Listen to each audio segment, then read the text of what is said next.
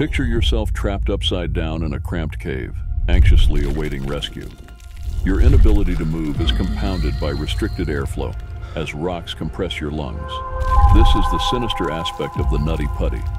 Caving is considered one of the best ways to have an adventure, but just like any big adventure, the safety considerations of caving are an absolute necessity. And the story of John Jones explains why.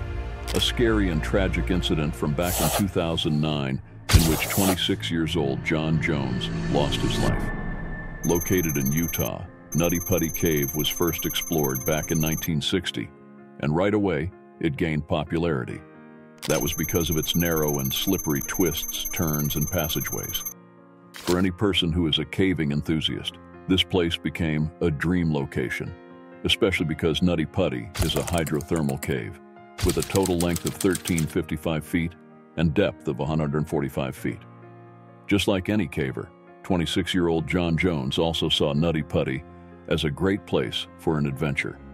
But how events turned out for him shocked the whole world.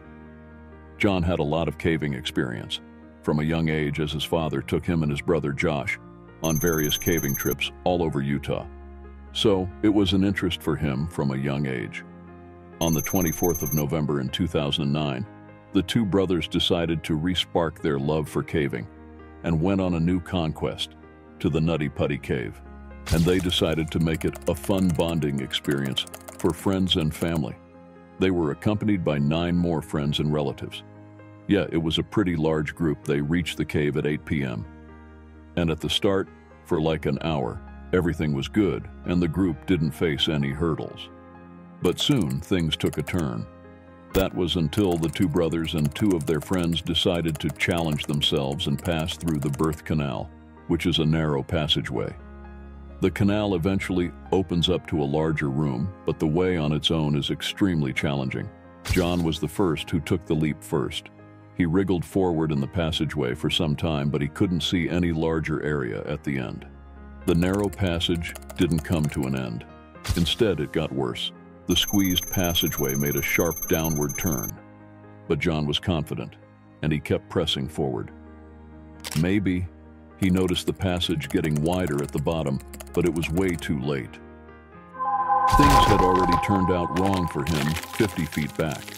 It's believed that John missed the birth canal entirely, and instead, he crawled into another narrow passageway, Ed's Push.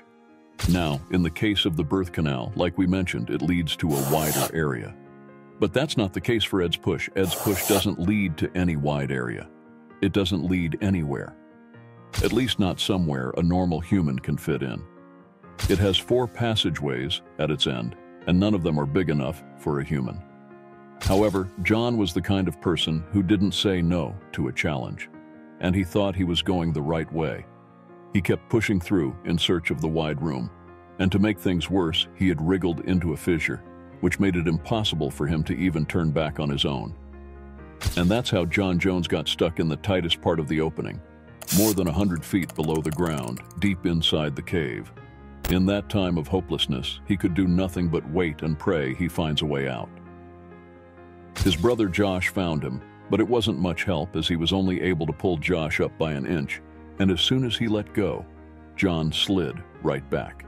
He was fully stuck, with one hand underneath him and the other forced backwards, not a comfortable position. Josh knew he couldn't do much alone, so he went and called for help.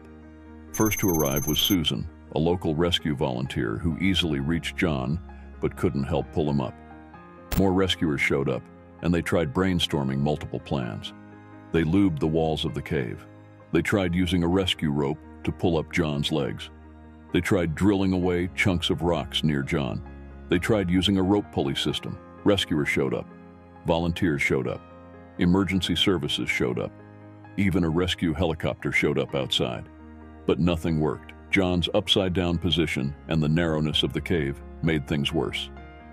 And of course, John was doing worse. He was having difficulty breathing. His heart was unable to push blood flow to the brain. He had no way out. The best the rescuers could do was bring a 2-way cable radio, only so John could speak to his wife. But it didn't help much as they were both equally scared. After 19 hours of being stuck, John finally got a ray of hope. It was when rescuers finished installing their pulley system and started to pull John out. They had to make pauses because of how painful it was for John, but after a few pulls, they managed to pull up John enough that he could make eye contact with a rescuer close to him. He looked tired. His eyes were red. But he had a smile on his face and managed to talk about how much his legs hurt. But just when rescuers thought they were making progress, things took a turn for the worst. When they pulled John upwards again, the whole team fell backwards, and the rope went loose in their hands. The rescuer closest to John felt something hard hit his face, and he suffered injuries on his face and passed out for a second.